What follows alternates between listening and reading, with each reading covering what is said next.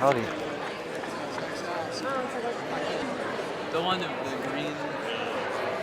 Yeah. Is this a nonchalant? Is this like? Yeah, it's way the Greenwood. Yeah. I do remember. My favorite photo of. For different reasons, and then Hi. Thank you all for coming, obviously. There's still people kind of milling about coming in from outside. My name is Josh Venable, and I will be kind of running this. Tonight we're going to have, or this afternoon I guess, we're going to have a couple of people playing music, and then a bunch of speakers talking about Zach. And the first person that I'm going to bring up is somebody that Zach adored. One of Zach's favorite singer-songwriters of all time is a guy named Will Johnson, who is in a multitude of bands and who kind of moved heaven and earth to be here today. So I'm gonna have Will come out and play a song, and then we're gonna hear from some speakers. So Will Johnson, if you can hear me, you're on deck.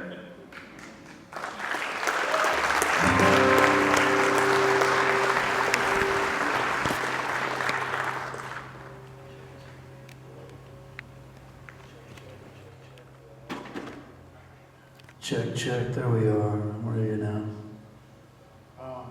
I just drove up from Ulan, Texas this morning, and it's pretty heartbreaking circumstances to arrive upon, but I have to say plain and clear that there's nowhere else I'd rather be right now than among friends and people I've considered family for a while. And celebration of Zach's life, his voice as a writer, his eye as an artist, as a father and as a friend. So here's an old dramatic song that I'm told that he liked pretty well.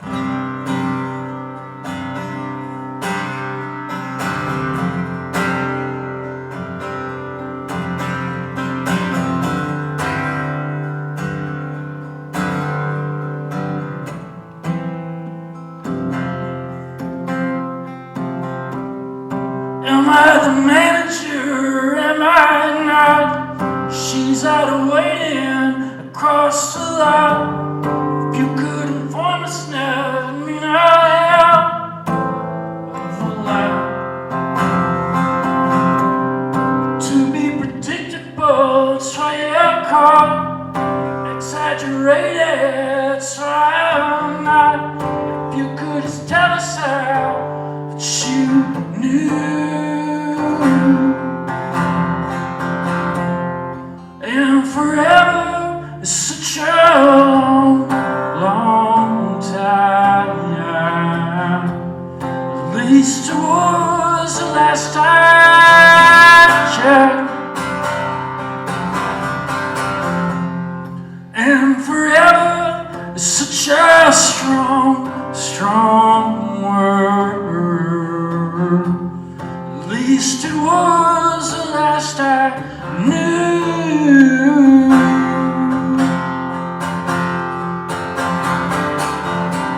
And it's unforgettable, that's why you're caught.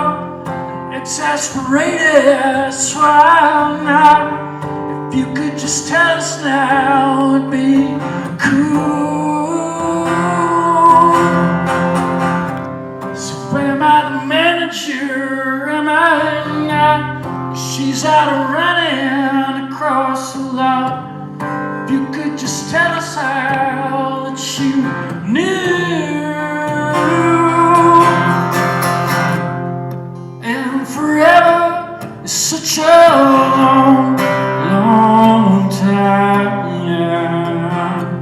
At least it was the last time I checked. And together is such a strong, strong word. At least it was the last I knew.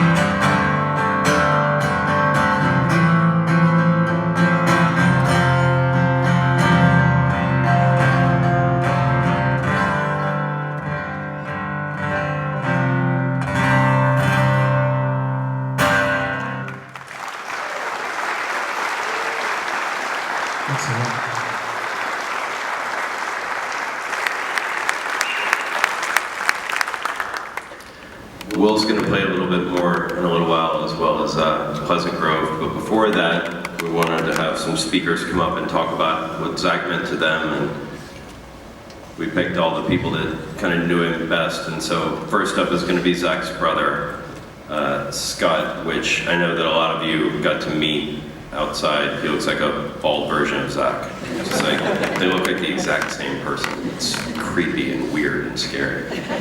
So Scott is going to talk next.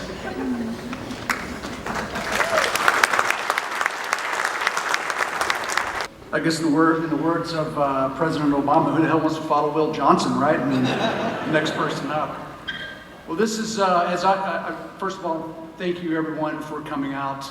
It means a lot to us as a family, and know him a lot to Zach, although obviously those of you known him know that Zach would have been outside smoking a cigarette right now, nowhere near this place, for sure. This would have been outside his comfort zone. But one of the things I want to talk about as I was in town when everything happened, and we going through all the boxes at Zach's house and just remembering old things, I just started thinking about, this is Zach, and it made me think about a few things. And back when he was a kid, and excuse me, thinking about when, excuse me,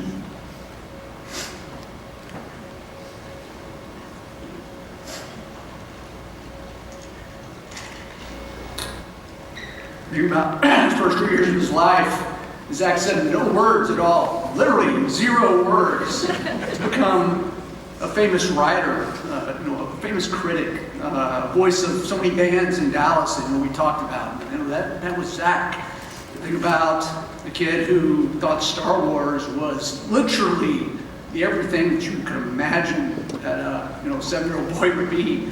To grow up, to still worship it later on. That was Zach. To have one of the worst haircuts next to mine given to us by her mother, who wanted to save a few dollars. And by the way, just so you know, when you do cut hair, if you're doing it at home, you should wet it first. That will help you out tremendously. It will help you out tremendously. Think about a boy who went from parachute pants and an earring, listening to R&B and rap, no idea why, to looking at his LP collection that he had that had absolutely nothing to do with that later on. And also talking about the clothes, to think about going from parachute pants to literally the most organized closet you've ever seen of white t-shirts and black t-shirts. There was no between. That was it. I think he just styled it up with a new jacket or something every day, but that's what Zach was. To think about Zach starting out the Dallas, or the Grapevine, and I think about the story, and as I was flying down here, I literally spent the first 2 hours of my flight from Boston trying to think about Raymond with the D Fullerton's name that he used to quote constantly with this gentleman who worked at the Grapevine Herald, or whatever the paper was called at that time, to becoming a guy who I called one time. And by the way, those of you who knew him, and I, getting a hold of Zach, not always the easiest thing. Having Zach return your call, priceless. As you well know, that was not a very, very easy thing to do, but I called him one time and he said, I can't talk right now. I'm having some lunch with Johnny Cash. And I was thinking back, there's the Grapevine guy talking about this Raymond guy having lunch with Johnny Cash, but that was Zach. That's what he became. But most important, what Zach became was a great husband and an even better father. And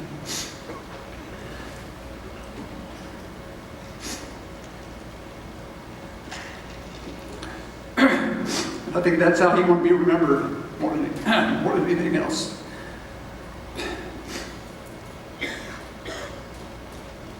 Was his great father, and there was nothing he was more proud of to be. And those two were best friends, and will always be best friends. And that was Zach.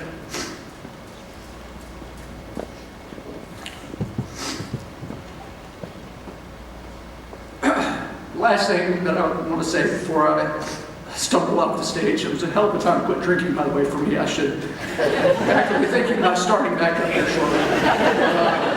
By the way, but this is something that actually Josh did this out on Instagram the other day, and I picked it up. And I was talking to my team. I was talking about things about noticing the details and understanding that, and not passing up opportunities.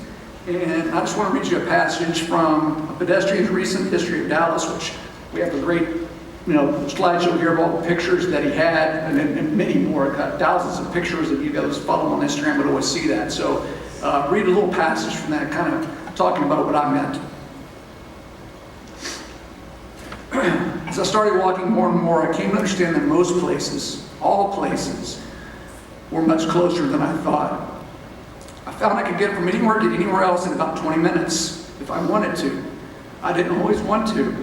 The more I walked, the less I felt like hurrying. And again, there wasn't much need. Everything, I swear to you, is so much closer than you realize. But what struck me the most was just how far away everything is when you're inside a car. Texans love their cars, there's no doubt about that. Not destination's okay, but everything else in between. You pass so much without seeing even a glimpse. Not a single frame, a flash, nothing. In a car, especially if you're a passenger, you engage when you want to, or when you're forced to.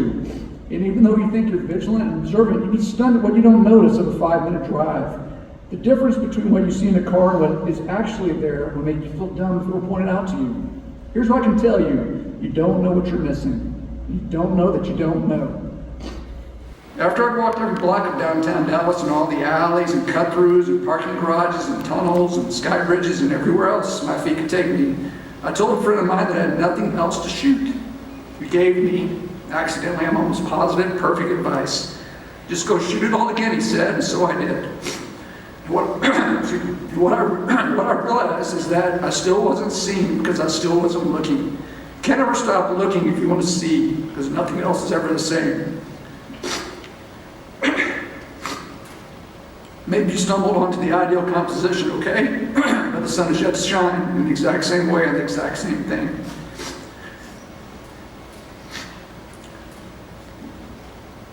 I doubt if it ever will, but if it does, it may be okay. Yes, you can finally stop. Now I'm walking. Thank you.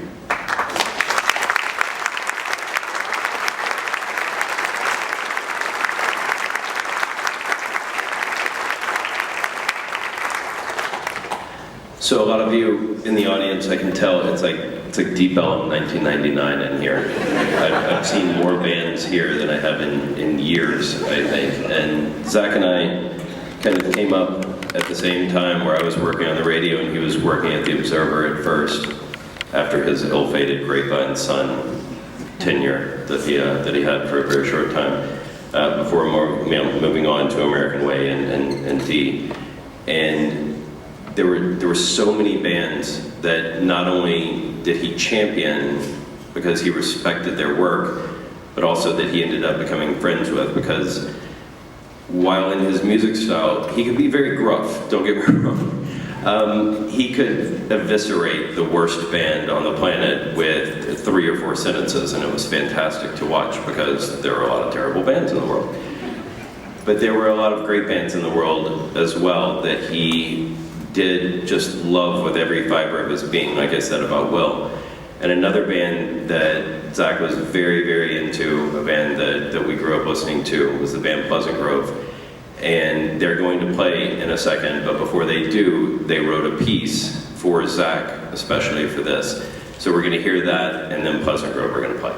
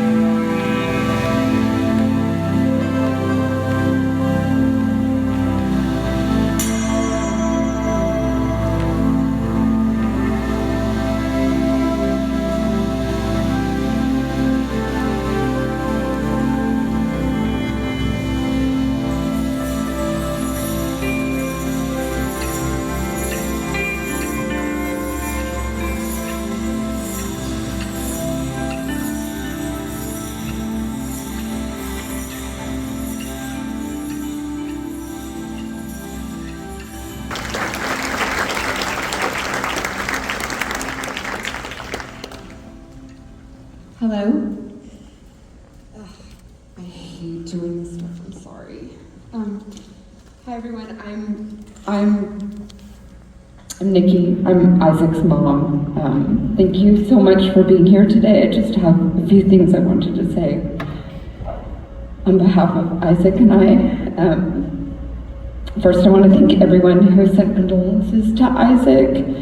It truly feels like all of Dallas has embraced our kid and held him close. Zach would be incredibly pleased to know that everyone else recognizes how important he was to him, is to him. Specifically, I want to thank everyone at D Magazine and Josh Venable and Bob Mehr and Deep Vellum. You all meant so much to Zach, and I'm so happy and comforted to know that Isaac will always have a connection to his dad through his work, writing and his photos, and endless amount of stories. Words don't express how grateful I am that Zach's legacy is so easily accessible to him. So I'm not going to talk about stories of Zach and I. It's boring, and there's way better storytellers in here. But I will say that I will miss Zach every second of every day for the rest of my life. And after 14 years of divorce, I never once felt like a single parent, and I never felt alone. He was my parent partner and my friend, and my first true love and my family.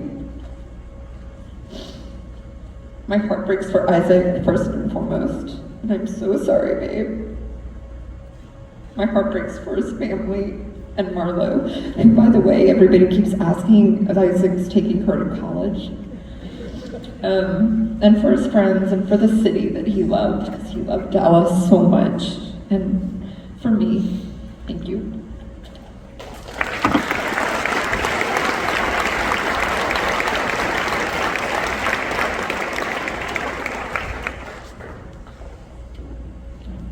So a lot of you may not know the next speaker because he's never lived here, but Zach and he became really close friends when Zach and I were going to South by Southwest all the time. And he's somebody that Zach admired as a writer. Like I cannot even begin to tell you the amount of times that I was told that the next speaker was one of Zach's favorite writers of all time, and he was one of Zach's closest friends. So ladies and gentlemen, this is Zach's friend, Bob Mehr. Thank you. I'll apologize in advance if this Remembrance isn't as good as it could be, but Zach's not here to edit it for me. I was privileged to be friends with Zach for the better part of 30 years, as Josh mentioned, always at a kind of physical distance. We never lived in the same city, but he visited me everywhere I lived, and I was lucky enough to actually spend most of my time with him, here in Texas. It sort of became a ritual to come to Dallas each year, and then we'd go down to South by Southwest together in Austin. On our trips down to Austin, we'd always stop in Zach's hometown of West, a place he wrote about so movingly for D Magazine after the 2013 explosion there. If you get a chance, I would urge you all to read that story. I think you learn a lot about someone where you see where they grew up. And West is a small but spirited city, and Zach's parents were educators there. And a lot of people don't know this, but before he went off to college, Zach worked as a janitor right out of high school at the same place he'd gone to school. Imagine that. And I think because of that, because of what he experienced in West and how he grew up, Zach had no pretenses, and he had no tolerance for pretense in others. I think that's why he loved to sort of puncture the kind of fevered egos that tend to run rampant in the worlds of music and sports and politics and media.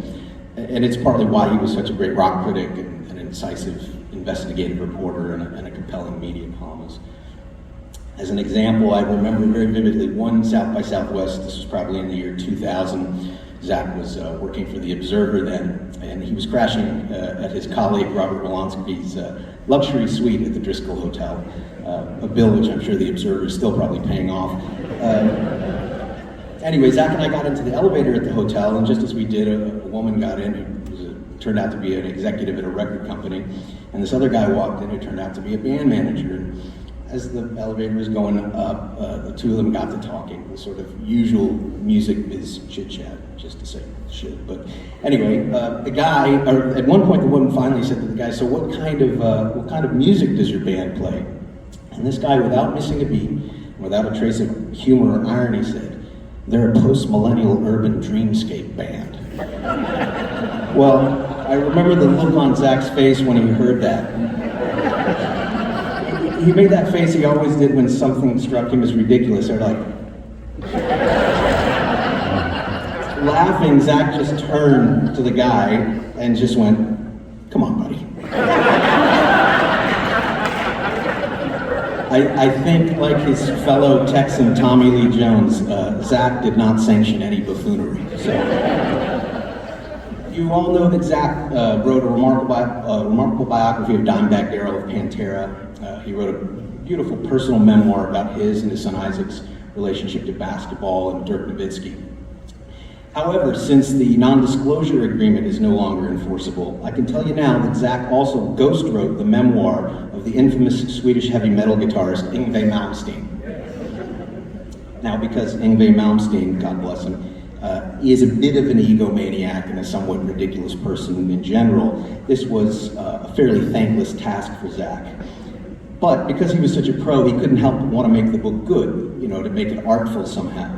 Zach's greatest frustration was that every time he would complete an elegantly written and meticulously edited draft and send it in, he'd get another version back where, for no apparent reason, Yngwie had decided to insert all these passages where he was bragging about his extensive collection of Ferrari sports cars.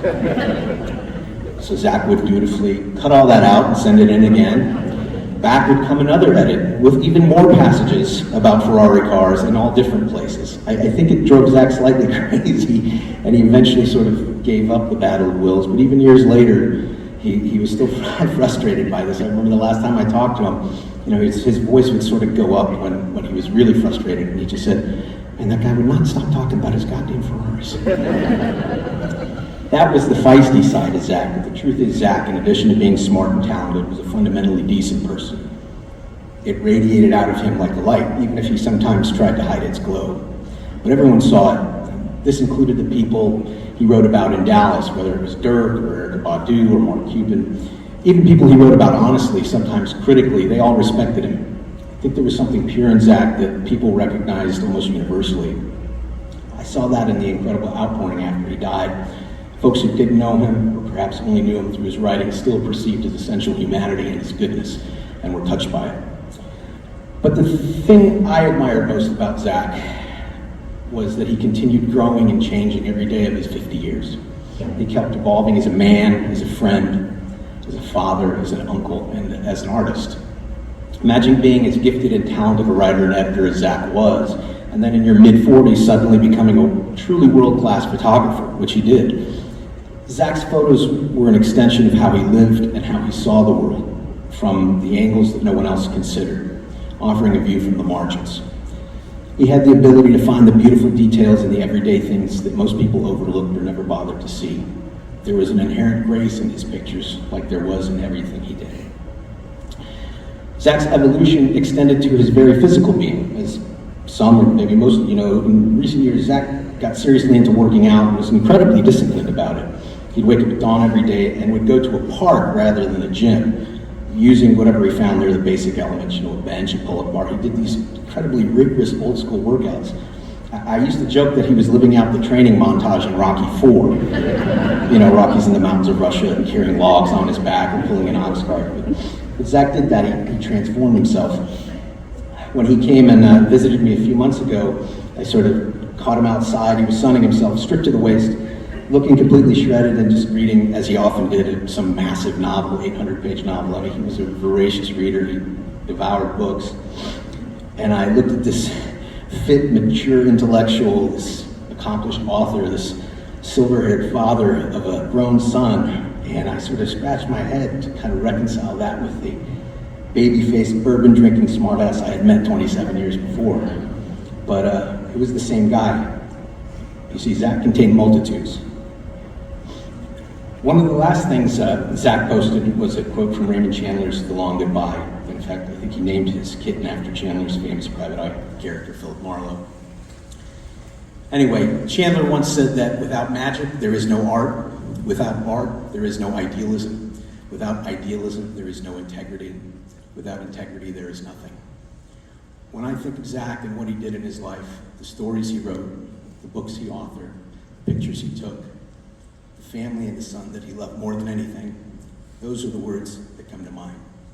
Integrity, idealism, art, and magic. Zac Crain was filled with those things. And I'm going to miss him terribly. Thank you.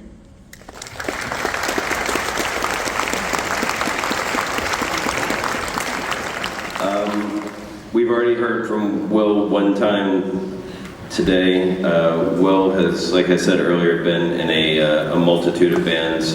Zac first heard about Will when he was playing drums in the Dallas rock band Funland that he and I both absolutely adored. And then he went on to front a band called Centromatic that Zac, it's something beyond adored, something that it was like an obsession at times, the way that he loved Centromatic. And so it's a really big honor to have Will here to play another song for us. So again, Will Johnson.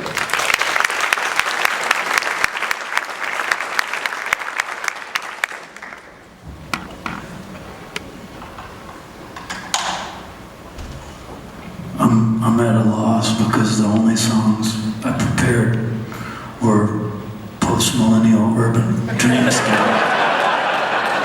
So I'm fucked now.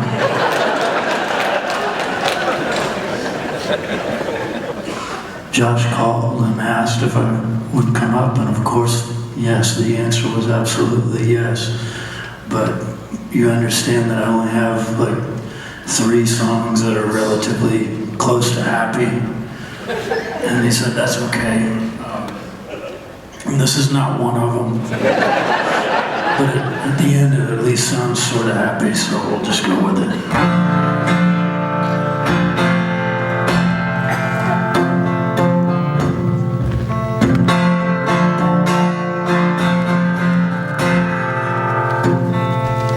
If we found the time, if we found the merryman, and if we found the words, we'd scratch them in new cement. But those days are gone. We've got to let the pictures now, and a rotary wheel, some leftover shotgun shells, and nobody told us that the bastards were here. All the roads and their scoundrels are shedding their tears. No, nobody told us the cameras were here, and all the flashes and cables.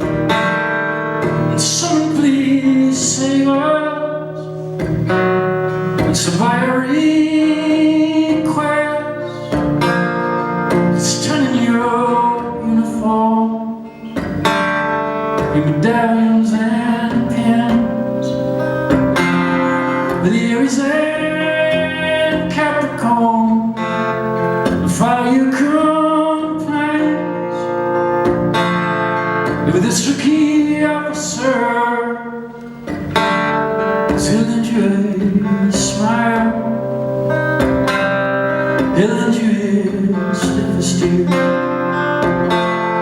'Cause nobody told us that the bastards were here. All the roads and their scoundrels are shedding their tears. No, nobody told us the cameras are here, and all the flashes and cables. And someone please save us.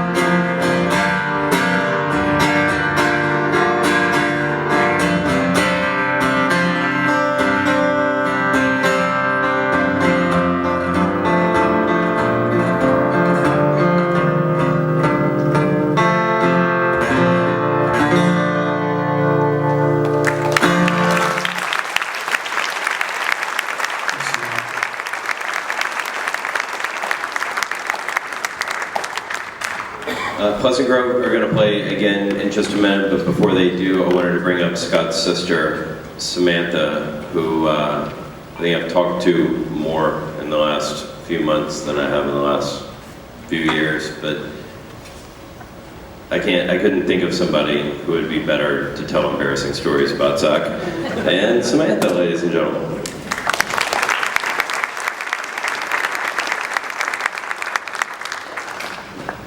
Thanks everybody for being here. I brought my phone up because I made notes, but I know I'm going to forget most of them. I have been Zach's biggest fan since I was born. There's Super 8 movies of me and Zach when I'm not even one, and he is literally just marching, and I am clapping so hard, and I carried that same ridiculous energy my entire life. I absolutely loved reading about some of the stories in D Magazine that he told about some of his battle scars. I also thought it was funny that not only are all those true, but there's a ton quoting all 80s movies, 80s HBO movies specifically together. I'm going to miss being able to communicate with someone without ever having to say a word. I'm gonna miss his stupid looks. When Nikki called me that day, I immediately felt like a portion of me died. A friend recently asked me how I was doing, and I told her that I didn't know if I would ever get over it because I had someone who understood the real me more than anybody else and who I could literally talk to about anything at any time. And she said, well, I'm almost 50 years old and I've never had that. So you were incredibly lucky to have almost 50 years with him. I'm gonna try really hard to keep that perspective. And I want to thank everybody for coming. My stepdaughter today said something this afternoon that hit me. She said, you know, we only know Zach in the context and the vacuum of our family. So to see him and all of his friends and all the people that he meant so much to, I really appreciate it, and it means a lot to us. Thank you.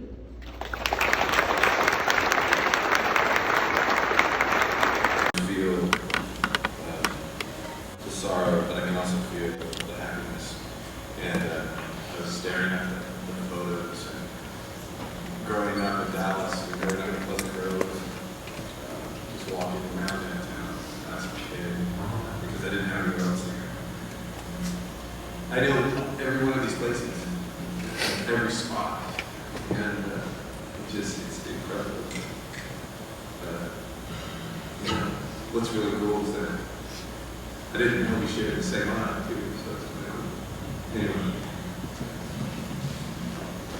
I'll echo that sentiment. I went to high school in downtown Dallas and worked in downtown Dallas for many years. And when I first saw Zach's photographs of downtown Dallas, I was like, immediately like, that's it. That's the aesthetic. That's the weird charm of downtown Dallas. But anyway, it's a real honor to play this. Thanks, Josh, for putting it all together.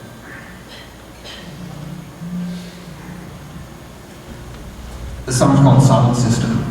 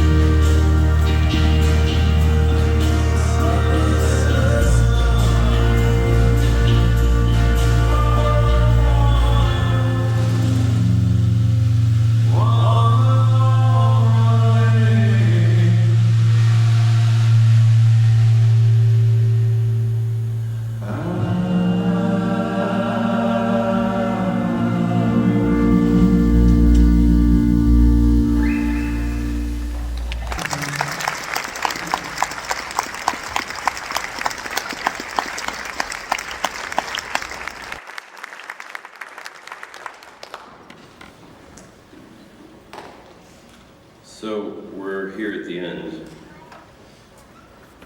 And in case you're just now coming in, my name is Josh Venable. And first off, before we do anything else, since we've been applauding everybody else, can we all applaud the venue for letting us have it here, the people who put together the slideshows, the people who handed out programs, Jake and Janet took photos that you can get in the front, the bands who played, people who drove in and who flew in. I know that there's people from all over here, and I know I can speak for everybody down here in the front row when I say thank you very much for coming here. There's a part of Zach that would have loved this, and there's a part of Zach that would have hated that such a big deal was being made about him. Isaac said earlier that he probably would have hated it outwardly, but inside gone, oh, Blessing Grove and Will Johnson played. How good was that? I'm so awesome. So I was very lucky to call Zach my best friend for the past 30 years. And I was very proud that that he called me the same. And I could stand up here and tell you, like Samantha said, a million stories, a million embarrassing stories, but I'm gonna tell you two quick ones.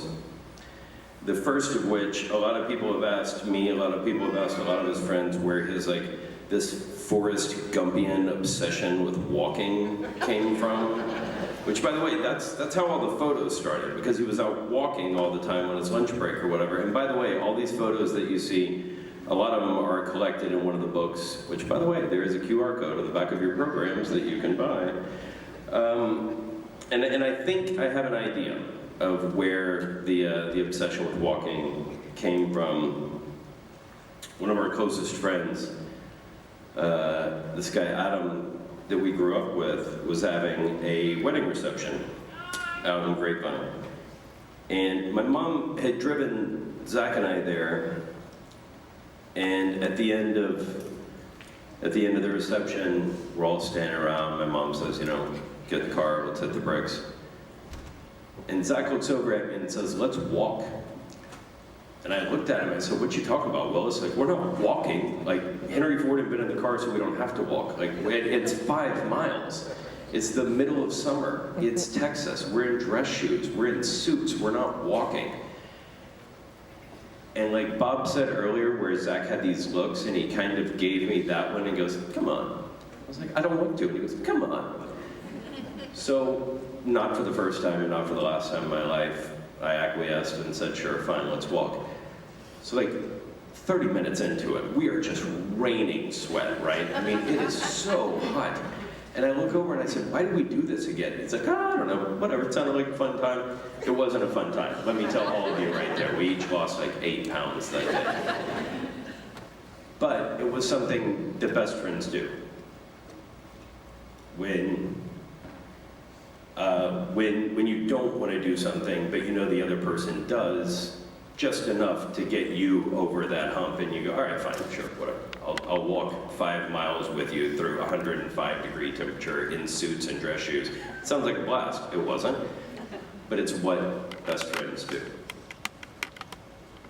And the other story I wanted to tell you was in 1997, and I know it was 97, there's no doubt in my mind, because I was living in the world's worst apartment in Denton, also known as the world's hottest apartment, and he was living in the world's second worst apartment in Louisville, and the world's second hottest apartment. I know that because when I would go over there to watch Saved by the Bell in the afternoon, we would take everything out of the refrigerator, and we would take turns sitting in the refrigerator.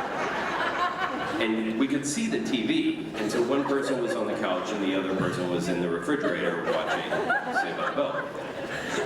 Pardon me. So I know that it was 1997 because he called it the Louisville year. It was one of the worst years ever. Mainly because of the sweltering heat inside this apartment. And our friend Adam from the previous story calls me one night, it's really late at night, and he says, how fast can you guys get here? He was living in Lubbock at the time, and there was no pretense about who how fast can you guys get here? Because obviously it meant Zach and I. And I said, why do we need to come to Lubbock? Well, he was working at a radio station and needed to liquidate an entire room of vinyl. He needed it to get rid of all of it. The school where the radio station was housed was asking him to get rid of it. And if you know anything about me, if you know anything about Zach and his pre-feng shui days of getting rid of tons of his stuff, which I never understood, but fine with me because I got a lot of records out of him. We were like given the keys to Fort Knox at this point. It was like being Charlie and Charlie and the Chocolate Factory. We were going to just take a bunch of records. It was fantastic, right? So I call him. He's, again, at the second worst apartment in the world. And he answers, and I say, hey, pack a bag, we're going to Lubbock for the night. And without asking why we were going to Lubbock, he said, all right, come and get me, I'll be ready in 15. And then there's this pause, and he goes, wait, why the hell are we going to Lubbock? He's like, you love Buddy Holly, let's go to Lubbock, right? And no, we're going to Lubbock to steal a bunch of records from Texas Tech. It's like, all right, great. Now he's really in. Okay, come and get me. So I drive again to the world's second worst apartment in Louisville. I pick him up and we take off. Two guys out on an adventure, driving to the Panhandle, and this is literally the middle of the night at this point. I don't know why Adam waited until nighttime to call and ask, but it's 3 o'clock in the morning or whatever as we're driving through absolute just desolation. If you've ever made that drive, you know it is literally nothing but rattlesnakes and mesquite trees and arroyos, and it's desolate out there. So we come to the top of this bluff, and we decide this is the right time to pull over and pee, right? Because I mean, we just had like a 12-pack of Dr. Pepper each trying to stay awake on this awful drive. And we hit the top of this ridge, and we pull over, standing there on the side of the road, not another car in front of us. You can see for 10 miles in front and 10 miles in back, not another car in sight. And he says, look up. So I do. Keep in mind, for just theater of the mind, we're both peeing at this point, right? And he says, look up. So I do, and I don't mind telling you, and I usually hate trite cliches and things, but it is a blanket of stars. Thousands upon thousands. And I don't mind telling you that 2 half-grown men at that point were completely choked up. And I bring that up because for the next 29, 28, whatever years, anytime we were together outside and you would see stars, one of us would say the immortal words, look up. And, you know, we're transported back to that exact time. And that is, I think that's the memory that I will have the most of my best friend. So I don't want to end on something sad. So I'm going to end on something happy. I'm sure I'll cry through it, but it is happy, I promise. Stick with me. When I first found out, there were a group of people that were running through my brain of who did I need to talk to, who did I need to contact. I knew that his family was taking care of so many people, and then there were other people that they didn't know, and I needed to call. I knew that his colleagues at D were calling those people, but I mean, it was everybody from friends, from high school, from college, ex-girlfriends, acquaintances, band people. But one person kind of kept rolling through my brain, and it was somebody that I'd never met. Somebody that I didn't have their phone number, I didn't have their email, I had no way of contacting.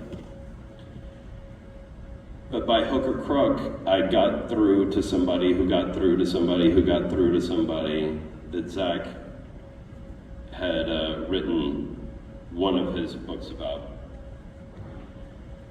And that person sent something for me to read today.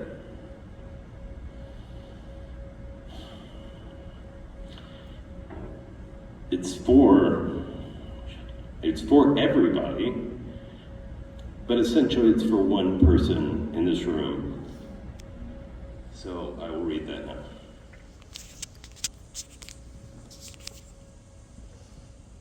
It says, to Isaac.